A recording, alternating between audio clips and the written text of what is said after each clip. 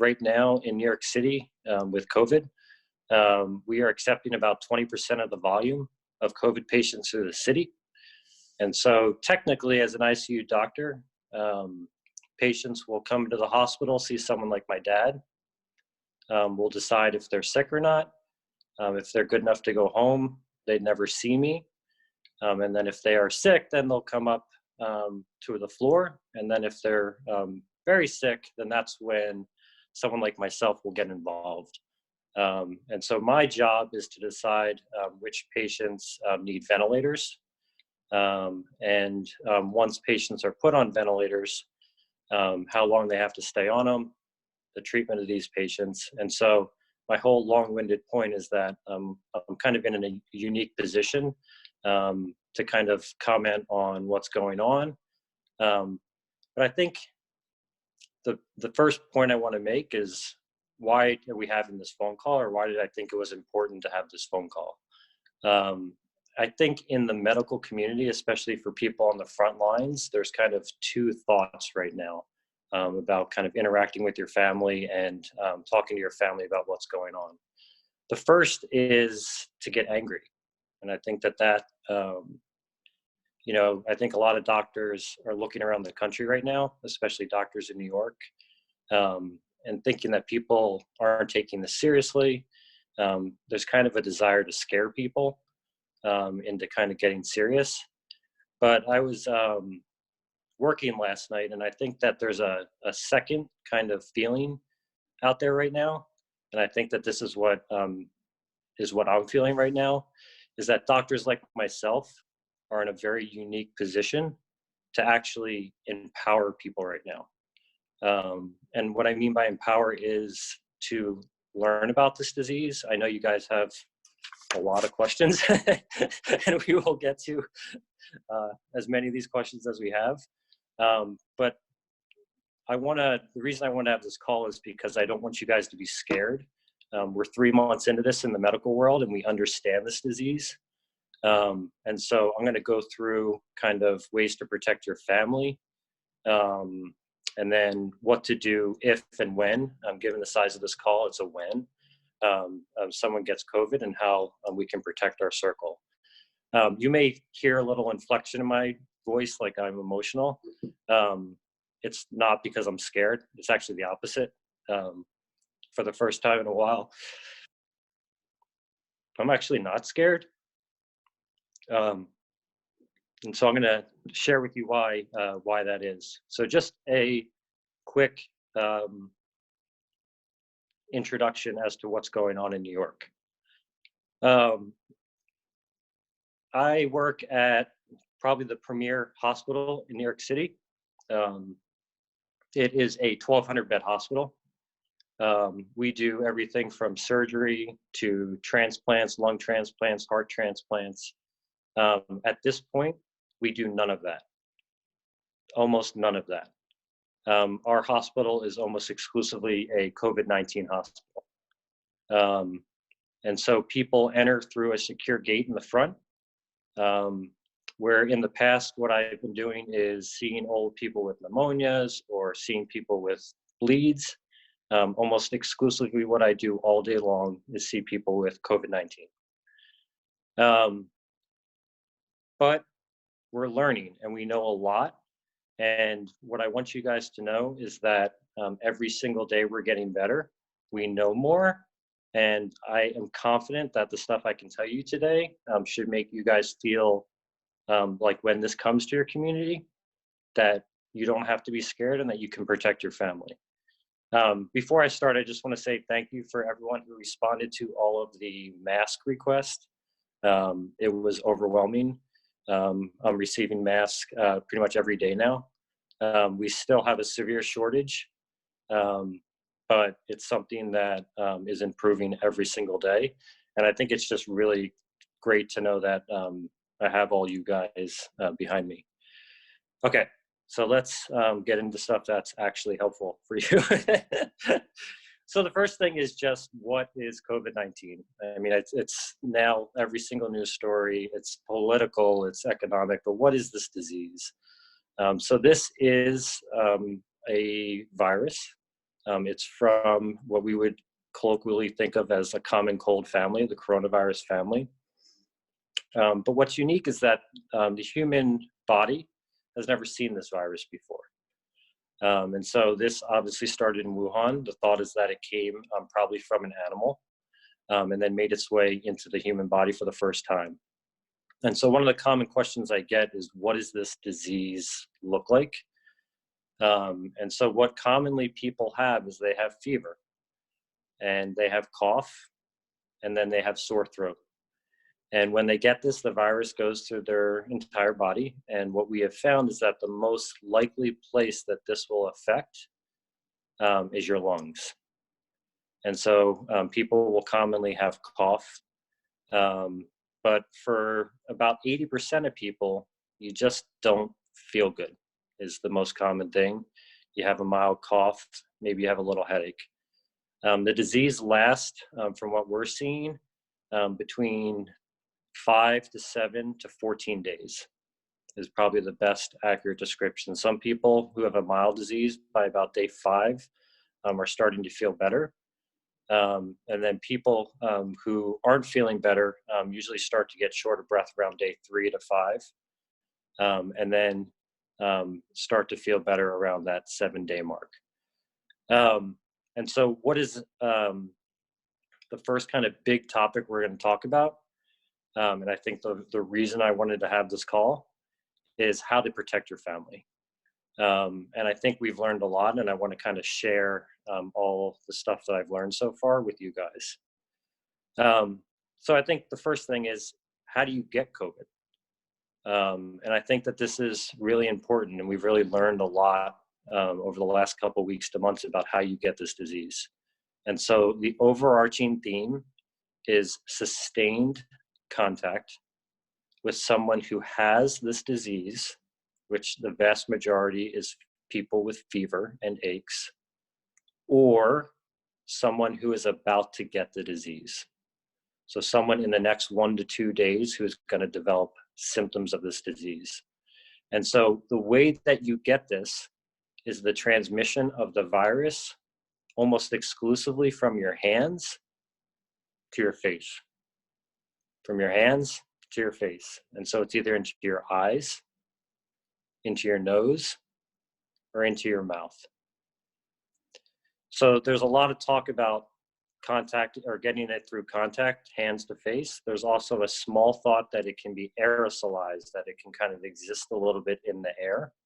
The thought at this point is that you actually have to have very long, sustained contact with someone. And I'm talking about over 15 to 30 minutes in an unprotected environment, meaning you're in a very closed room without any type of mask, for you to get it that way. But to very simply state, the overwhelming majority of people are getting this by physically touching someone who has this disease or will develop it in the next 1 to 2 days, and then touching their face. And so that actually, I think, is incredibly empowering. And that's, as I've been in the hospital the last 2 days, the thing that makes me smile a little bit is that I actually know now that I won't get this disease because I know how to protect myself. And so I just want to give you guys a few very, very practical tips to how to protect yourself. So the first point, before I get to that, is something. Yep. Dave, one moment. I just want to let people know that we're recording this and we can send it out, so you don't have to take notes, if that's helpful.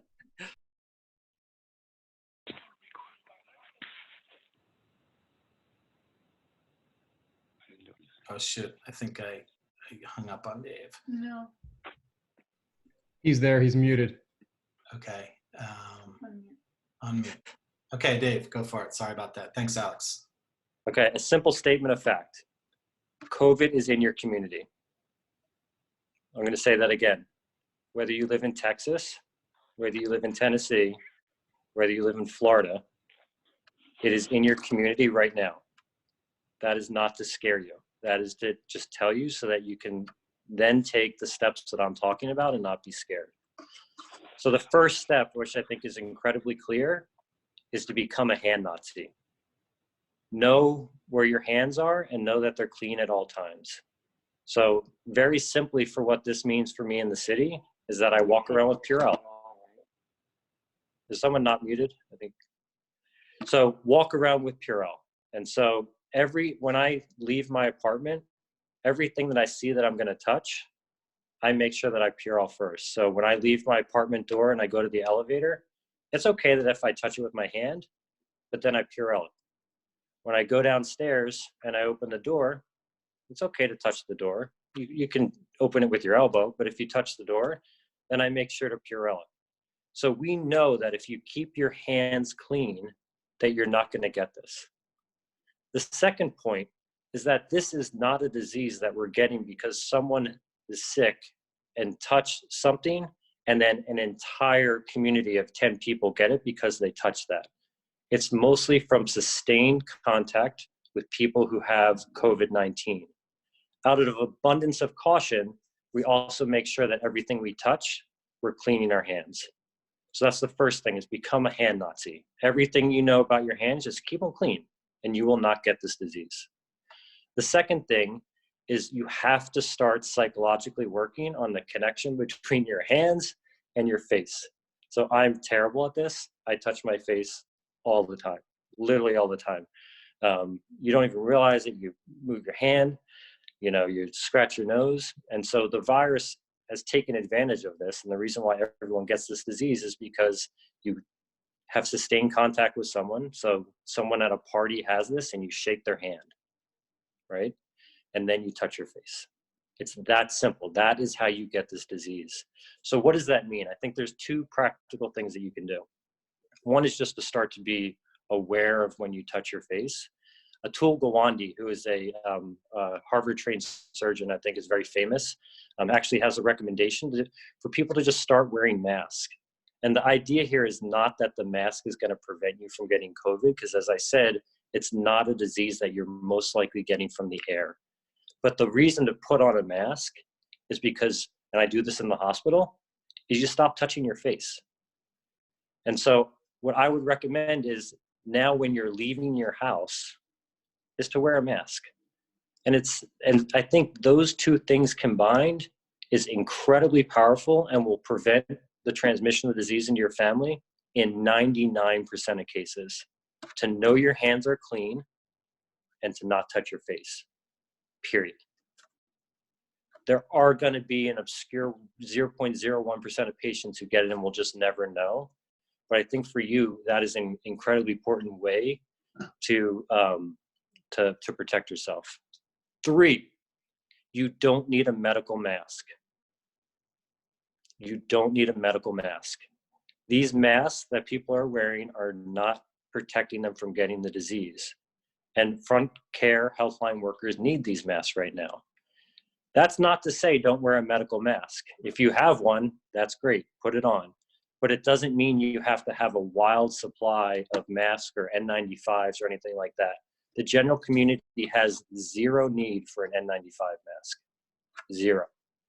In the hospital, where all I do is take care of patients with COVID-19, I only wear a mask, of N95 mask, if I'm in the room with that patient doing something that's going to make them have aerosolization of the virus. That is no one in the community. So to summarize, always know where your hands are. And what I mean by that is when you leave, just become aware of when you're touching stuff that's not from your protected home environment. So if you're going to go to the grocery store, if you're going to touch the cart, just clean the handle. If you go into the store and you see people around, don't touch them. It's incredibly simple. The fourth thing that I'll say, which is the thing that the government is talking about and kind of is the same principle, is distance yourself. And so this is incredibly fascinating in New York City now, is that nobody is going within 3 to 6 feet of each other. And it actually has not changed our life that much. And so I think when you go to the pharmacy, because people are going to the pharmacy now, you don't have to wait directly in line with someone. You can stand a couple feet back. And so the 4 things, I think I said 4 things. Always know where your hands are and have Purell. When you touch stuff that's outside your home, just make sure that you're washing your hand. start to learn how to not touch your face. A really good way to do that is to start wearing a mask when you're out. And if you want to practice, wear a mask when you're home. Number 3 is you don't need an N95 mask or a medical mask. Any mask will do, because this is not preventing the disease. This is training you. And then the 4th thing is just stay away from people. So that's the nitty gritty of, not stay away from people, stay 3 to 6 feet away from people. So that is the nitty gritty of not how to give yourself this disease or get it from your community, where it is at this time. So I think when you understand those 4 rules, the next thing that I think is so important becomes true.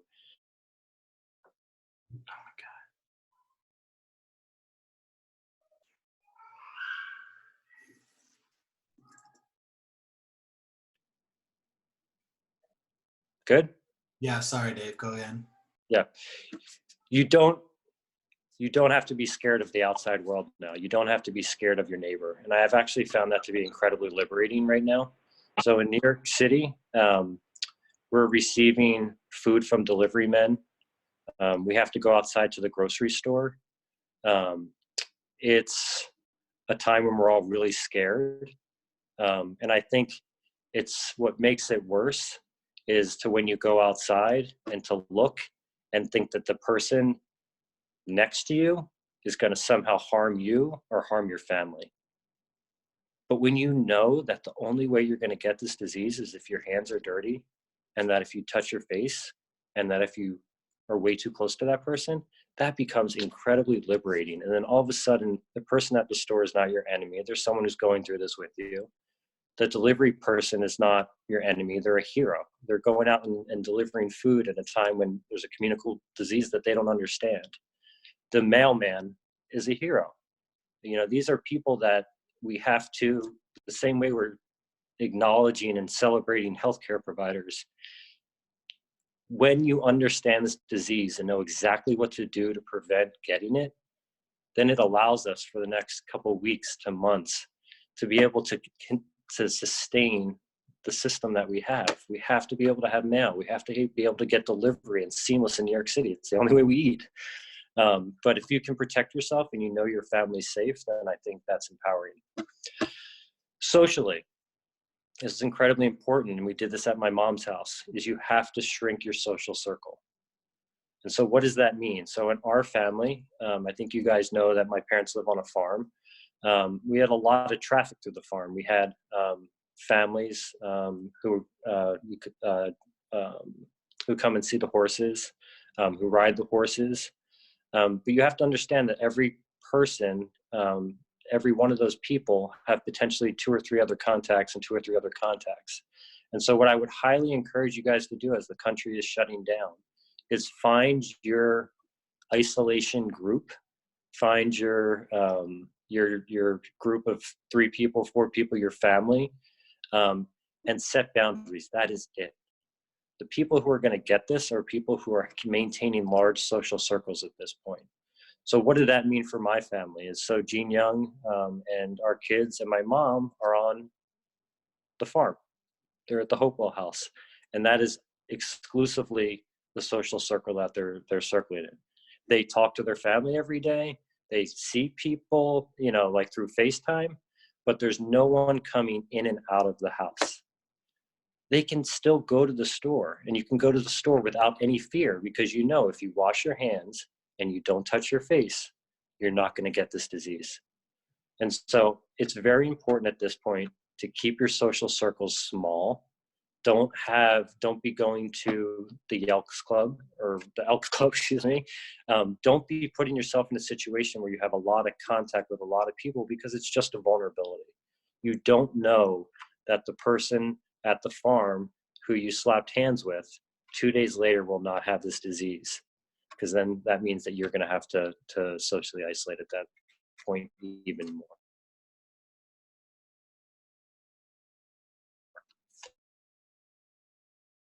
So that is the simple.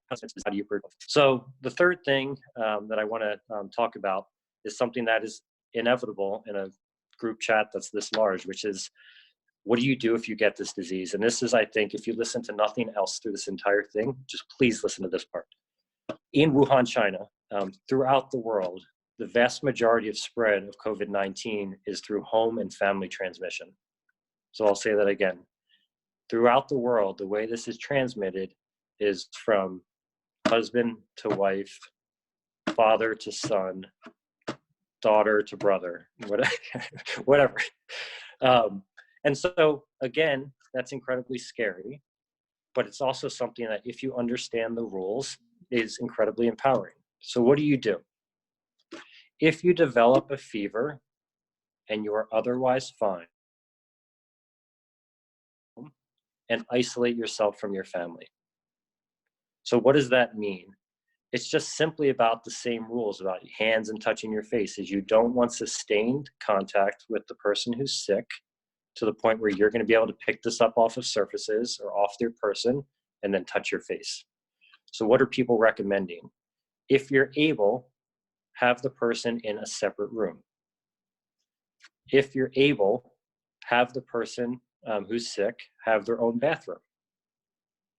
If the person has to come out and interact with people in the family, this is a perfect indication for one medical mask. And the reason is you want to put the mask on the person who's sick. And so if in our apartment, if I was sick and I had to come out and interact with my family, before I would leave the bedroom, I would wash my hands, I would put on a mask, and then I would go out and maybe I would sit down and eat food at the table. And then after that, when I was done, I would eat the food, I would put it in the sink, I would make sure that anything I touched, which is a very simple area on the table, is just washed, and then I would go back to my room. And so the point is to not have sustained contact with someone in your home who has this disease. You're gonna wanna take care of them. You're gonna wanna be in and out of there. How are you doing? Checking their temperature. Don't do it. If you're touching the temperature probe constantly to their mouth, that is where the disease exists. And then you're going to get it on your hands, and then you're going to touch your face.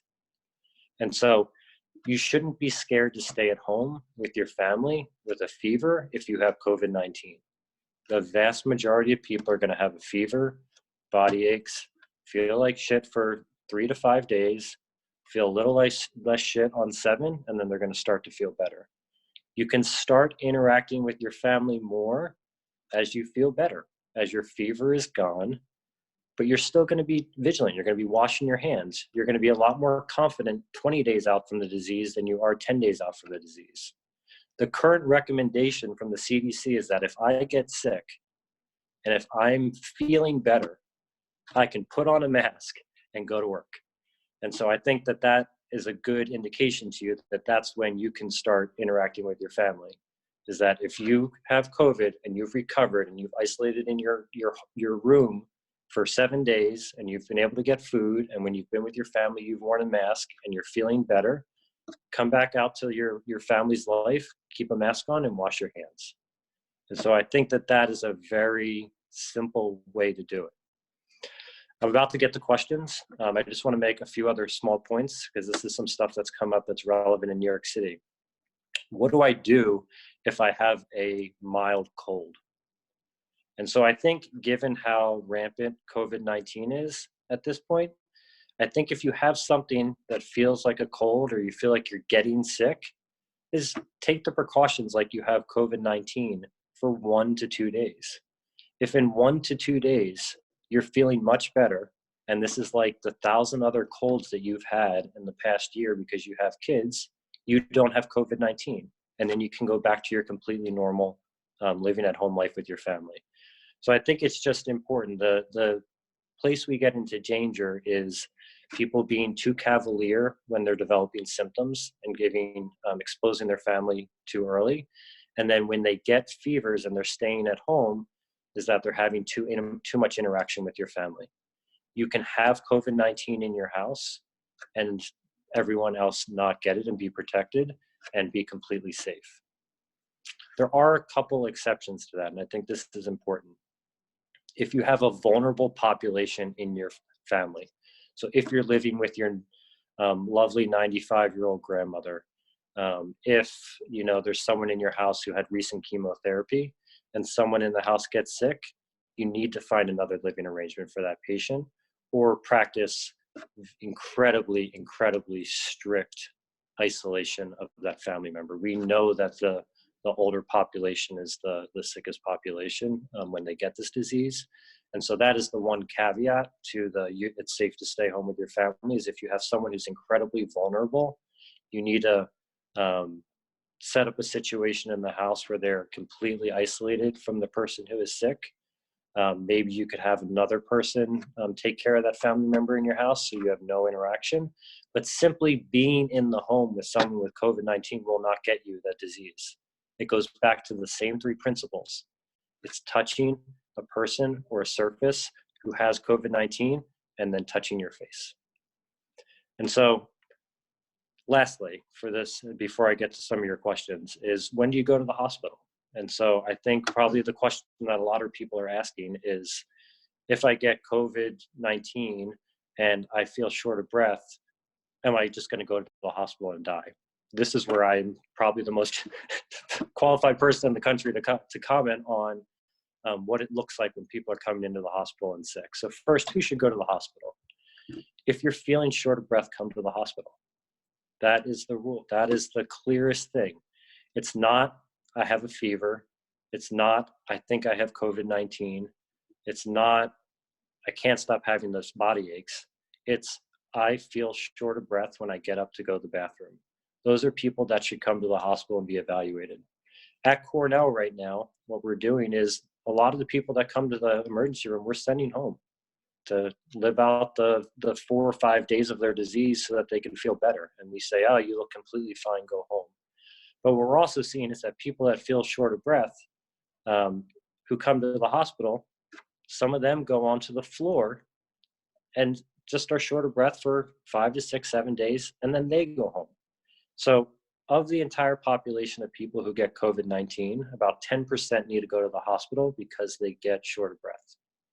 Of the 10% who are coming to the hospital, about 1 to 2 to 3% of those are requiring admission to the ICU and to be put on a ventilator. So what happens when people get put on ventilators? The vast majority of people, overwhelming majority of people, come off the ventilator. And they usually come off the ventilator 7 to 10 days later. But I think the important thing for you guys to know is going to the hospital is not a death sentence. It's a safe place for you to be.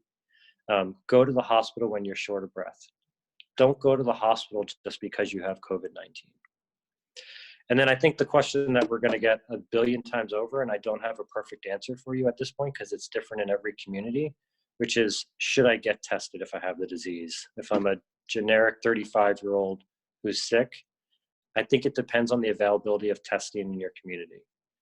What we know right now that people are home, is that if you have, and not having a lot of social contact, is that if you have diseases like, if you have symptoms like the flu, it's likely you have COVID-19.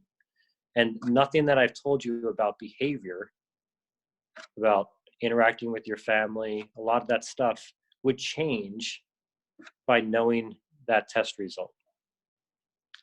The caveat is if your community, whether that's New York or Tennessee, is testing a lot and you have clear access to testing, absolutely getting a test is a good idea. Because when it's negative, then in a day when you're feeling better, you can have full interaction with your family. So I think that is the key. But if you live in a community where there's very rare testing going on at this point, do not try and jump the line to someone who's actually short of breath and really not doing well, just to make yourself feel better, to know that you have it. Just take the precautions in your home that I said, and then as testing ramps up, then we'll be able to get more people tested. So I think I've discussed everything I want to discuss, and so if Den doesn't have any other suggestions, then I'm gonna switch over to questions, and I'll try and answer as many of these as I can. Den, should I start with the top, or do you have a recommendation? I think so, because it sort of goes in the order of transmission to symptom. Okay, transmission. How does this virus affect infants and newborns? Excellent question. Didn't talk about it. There have been reports of infants and newborns who have contracted COVID. We don't think that it's vertically transmitted, meaning we don't think that it goes directly from the mom to the fetus. The suspicion is that it goes after through contact. The thing that I think makes a lot of parents, doctor parents in this world, very happy right now is there's almost no COVID disease in the population from age 0 to age 14. So I'll just state that again. Kids are not getting sick. Now, there are some exceptions. You know, there's a recent New England Journal article where they went into a hospital in Wuhan, China, a pediatric hospital, and in the entire hospital of 300 kids, they found 2% of them or 4% of them had COVID, which really looked like cough or asthma. So kids are not dying. Kids are not getting critically ill. Kids are not getting sick. There's a whole debate about whether kids are transmitting this disease. It's probably true. But I think if the gist of the question is how does this affect infants and newborns, it's really not. From Bay, I keep reading conflicting information on whether COVID-19 is airborne versus droplet transmission. Do they absolutely know for sure? And so I think if I know Bay well, this is a question about protecting nurses. And so I can tell you what we're doing in our hospital and what our experience has been. And so what we know is that the vast, vast, vast majority of COVID-19 transmission is droplet. And what that means to all the people on the phone call who don't know what droplet means is it's hands to face. So it's getting a droplet, so something that comes from your mouth, either goes onto your hand or falls onto a surface and then is very quickly taken up, touched, and put on the hand, and put on the face. So what does that mean, Bay, in our hospital? And so the only time that we wear an N95 mask, which is to protect against airborne transmission, which is getting it just from particles in the air, is when we're doing something to a patient to make them spit a lot. So when we like suction them or we do something to disrupt them, that's the only time. The vast majority, 99% of the time, or 90, that's not true, 80% of the time that the nurses are in the room with a COVID patient, they're just wearing a simple surgical mask. Only when they're doing things that are going to make them have to get secretions out or spit, which is called an aerosolizing procedure, are we using N95 masks.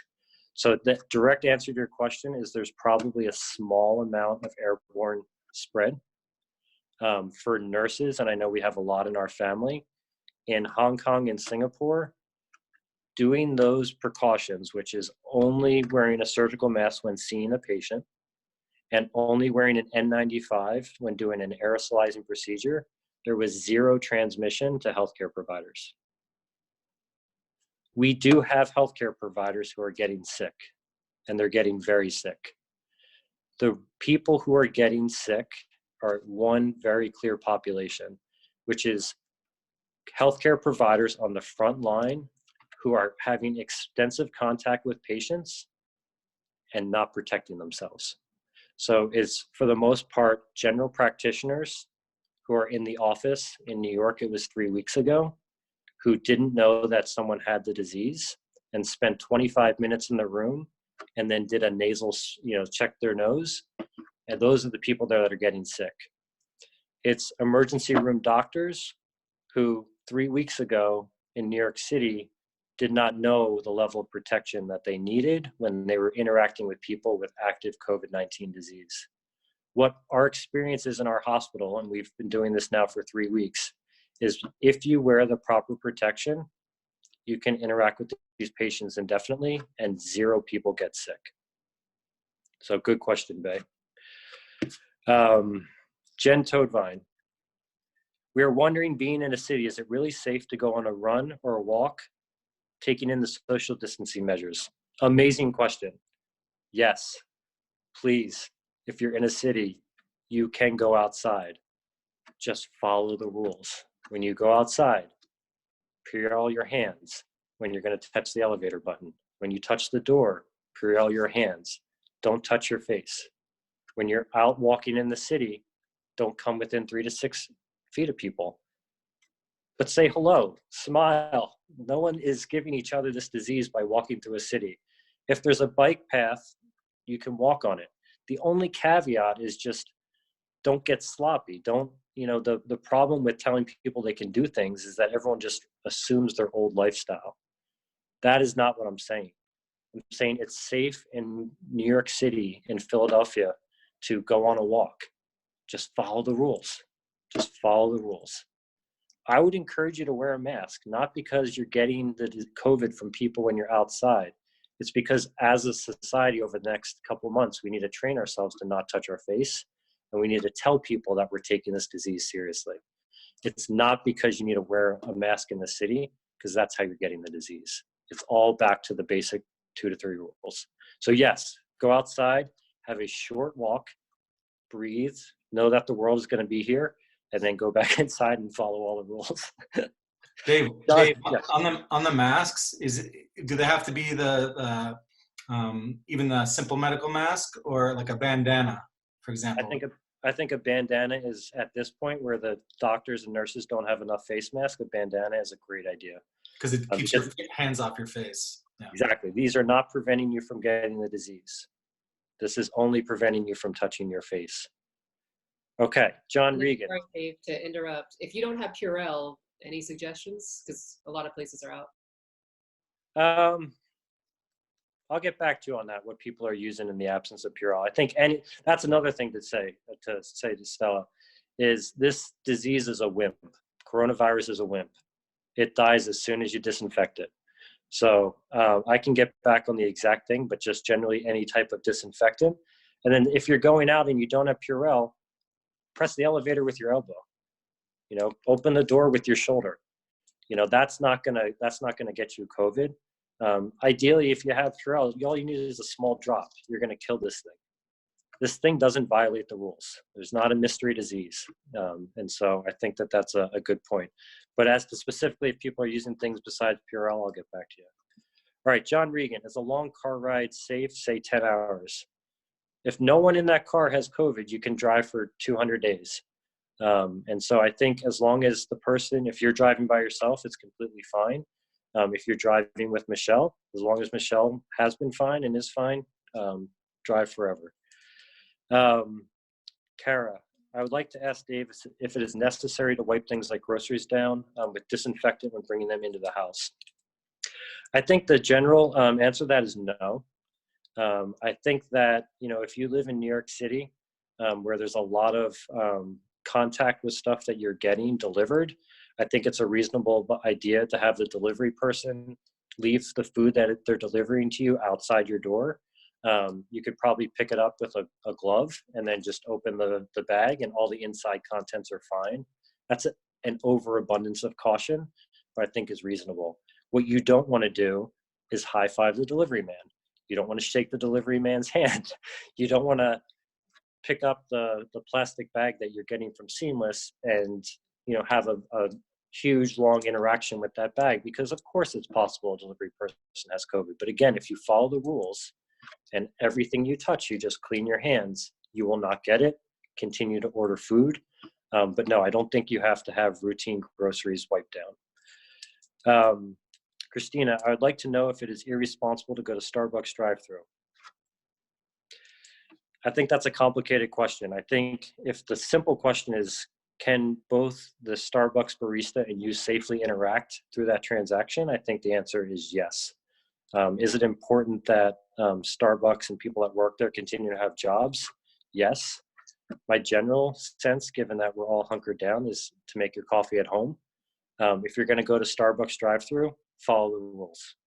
Wash your hands, accept the coffee, wash your hands, and then drink your coffee. And what I mean is a drop of Purell or something equivalent to that.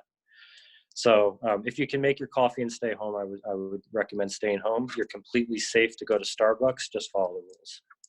Dave, there was one more grocery-related question, which is, what about your clothes when you come home? I guess it's beyond groceries, but like you go out and you come home, should you be putting your clothes in the laundromat? Absolutely not. absolutely not. That is a recommendation for healthcare providers, like for me, who I live in rooms with COVID patients, for 12 straight hours. For me, I will take off my clothes and wash them, and I have a whole procedure for that. For people who are generally going out, who are following the rules, wear your clothes. No problem. Stella, if you live in an apartment building and run out of disinfectant wipes, is there a good alternative? I will get back to you on the alternative. I'm sure the answer is yes. Okay. John Regan, if you become sick, how long should you wait before you go to the doctor or hospital? So I think we loosely addressed it, but I'll directly address it, which is don't go to the doctor, don't go to the hospital. The only rule for going to the hospital is if you're short of breath. What is amazing now is during the COVID outbreak is the use of telehealth. And so by far, if you feel sick and you're a little nervous, whatever your healthcare provider is, for us, it's, I work for Weill Cornell. We have Weill Cornell Connect. We have an army of doctors who are at home waiting to take your call, who will tell you that you have nothing, or that you have COVID-19 and you should stay home. So do not go to the doctor. Do not go to the hospital.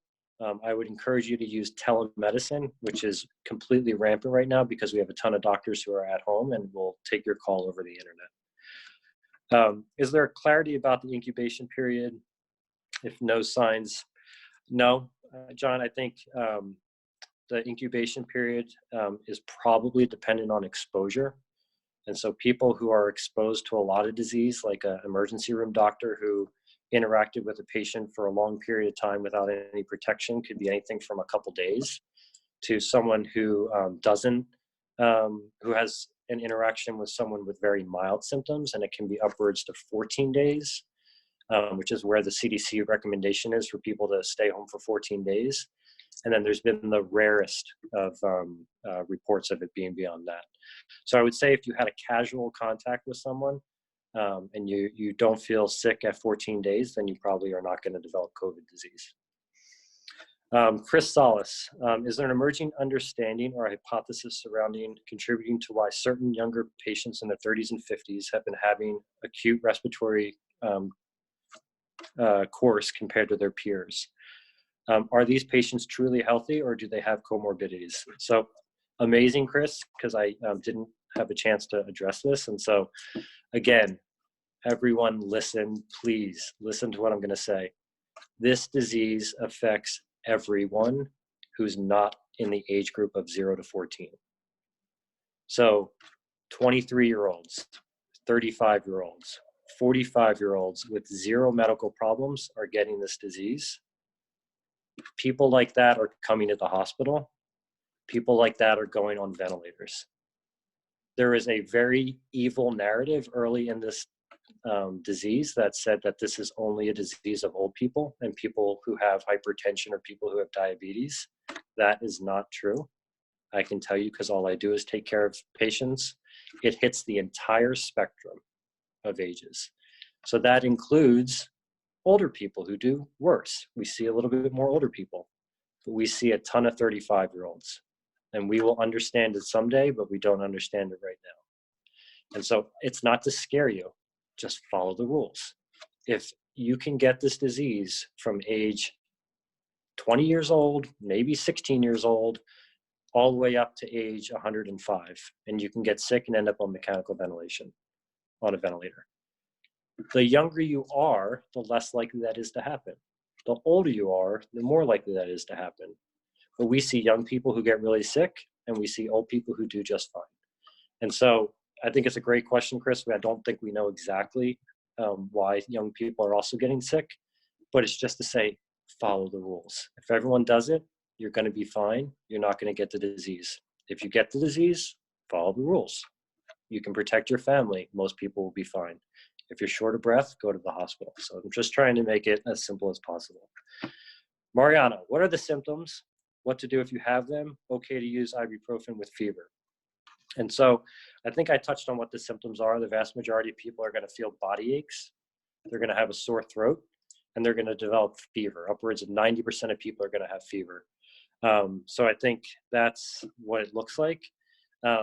Very interesting question about ibuprofen. We're not using it in the hospital anymore. There's really good data from Germany that there's worse outcomes in people, more inflammation in people who use ibuprofen.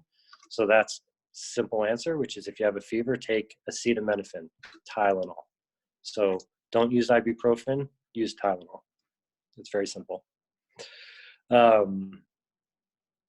Connor, I'd like to hear a bit about what it's like treating these patients, a couple stories from the front lines on this thing.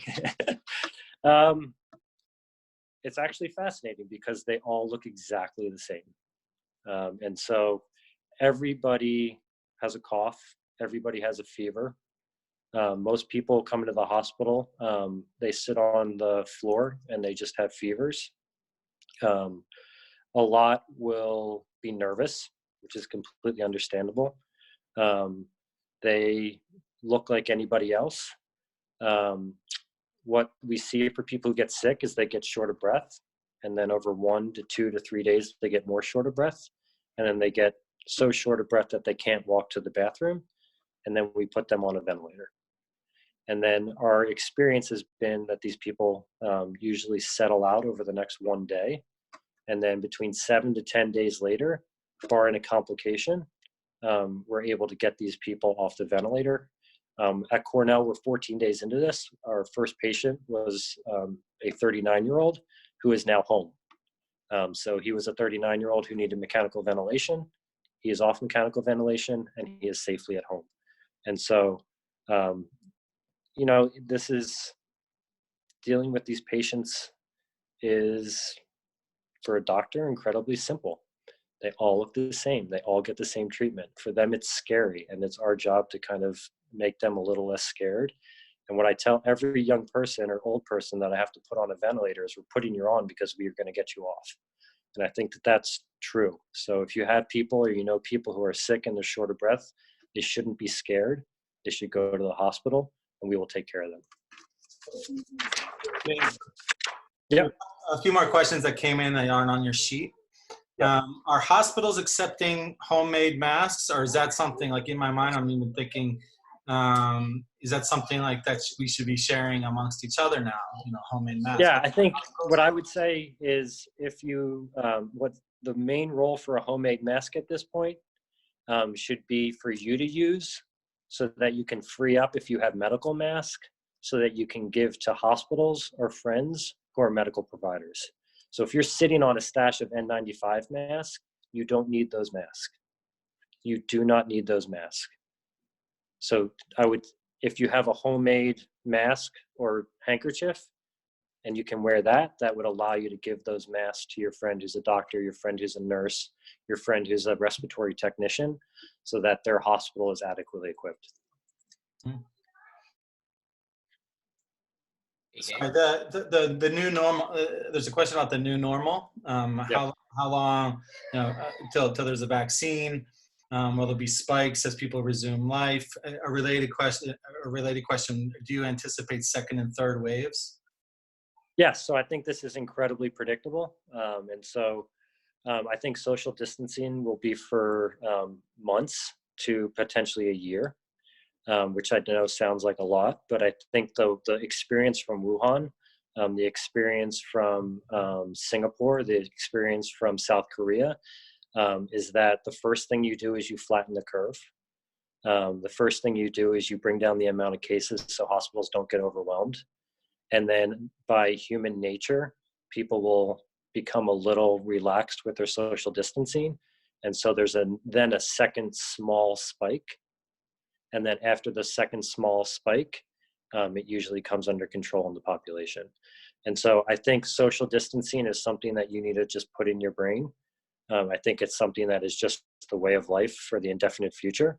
But now that you know the rules, it's not something to be afraid of. It's just a different way of interacting. And as this becomes controlled over the next 3 to 6 to 9 months in this country, then you'll know exactly who you'll be able to hug.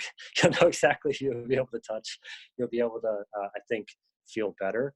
I'd say the first focus for everyone on this call over the next 7 to 14 days is to learn the rules.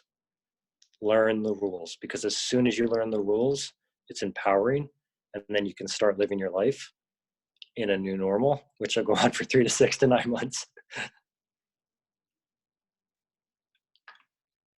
Sorry, one other question from Ed. If you are unaware you have the virus during the incubation period, can you infect other people? Yes, I think the answer is yes. And so this comes from the cruise ship data. And so I think there was a big concern about asymptomatic spread, meaning people who never have symptoms of the disease, spreading it to people who then have symptoms of the disease. What we know from the cruise ship data is that asymptomatic spread, it turns out that most of the people who received the virus from someone else, the person who they received the virus from becomes symptomatic in 1 to 2 days. So it's likely that people who get this disease are shedding the disease 1 to 2 days before they have fever. So what does that mean practically? It means that if you develop COVID-19 and have a fever, know who the people are in your life who you interacted with over the prior 2 to 3 days and let them know. Because then they can follow the rules. They can isolate themselves in their house. They can create a separate bathroom. And then after 2 to 3 to 4 days, if they're not feeling symptoms, they're probably not going to have COVID disease. So simple answer to your question, Ed, is yes, people transmit this disease, but I do not believe that there's this whole group of people out there who are giving this disease to everyone who would never develop symptoms. Dave, are people becoming immune after they recover? Yes, people are absolutely becoming immune. The stories you're hearing about people having rebound symptoms is usually the fact that they just haven't fully resolved the disease. So let me say that more clearly. So we know that from a day or two before you have the disease until about 14 days into the disease, that you're spreading the disease to the environment. We know that because scientists have done tests of the nose every single day to know which people are going to spread the disease. They don't do it to everyone, but the scientists know who those people are. What they have observed is that at 14 days, people will not be shedding the disease from their nose, but then at day 16, they will be. We don't think that that's because they've relapsed in their disease or not developed immunity. We think it's just because they're slowly coming down and the test is just picking up a little bit. And so the vast majority, so 81,000 people in China got this disease, 76,000 have recovered with antibodies that prevent them from getting the disease. Wow. The natural course of this disease is that once the world sees it, coronavirus now as a pandemic is going to enter the circulation the same way rhinovirus is in our circulation, the same way that respiratory syncytial virus is in our circulation. But as it mutates, it's going to get milder and milder. And so 5 years from now, you're going to get coronavirus, this exact COVID-19, and it's going to feel like a cold. Just not the first time through the population.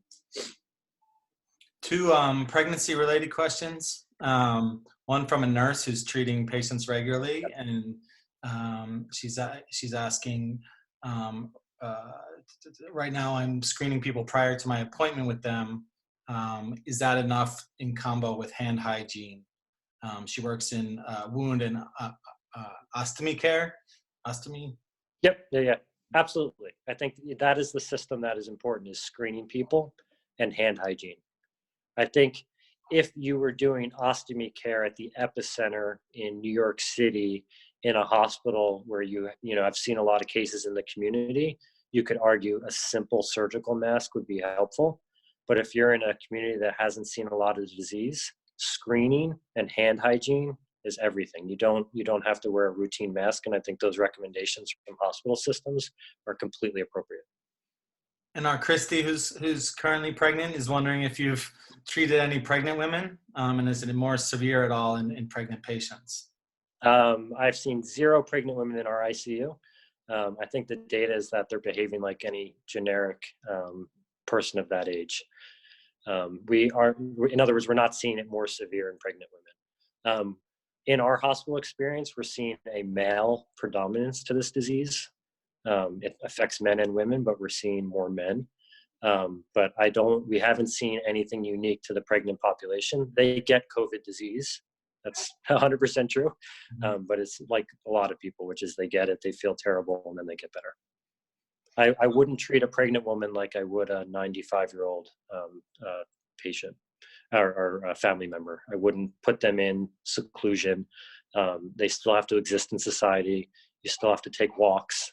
Just follow the rules. In terms of going to the hospital, you don't just have shortness of breath. If you don't just have shortness of breath, but or when you can't walk and breathe and have a fever, should you go to the hospital if you just have shortness of breath, or when you can't walk and breathe and have a fever? Like, do you need all of those things, or just the short? Just short. I think I see them all as the same thing, which is it's shortness of breath. So if you're walking and short of breath, you should go to the hospital. If you're sitting and short of breath, you should go to the hospital. If you have a fever, stay home. Chicken noodles. Last question is on the Purell use. Actually, there's one more. Does it mess with the pH balance on your skin, rendering it useless? No, but you'll get eczema. I'm joking. We are seeing a lot of people who have hand washing related dry skin, which is very common because everyone's washing their hands 100 times a day. But I think simple anti-infections per Purell is completely fine. There's nothing to suggest that Purell is not working, or I shouldn't say Purell, but hand sanitizers are not working. That is completely enough. What about thoughts around herd immunity, like in the UK? What's your opinion? I think what the UK is doing is completely incorrect. Herd immunity will happen, but to instantly allow a virus into a population and to get 60% of your population sick will overwhelm your healthcare system. And so I think everybody in the world right now is kind of pursuing a flatten the curve. People will get sick. Let's decrease the amount of people that will get sick. And over time, 18 months, the population will develop some herd immunity. The disease will get more mild.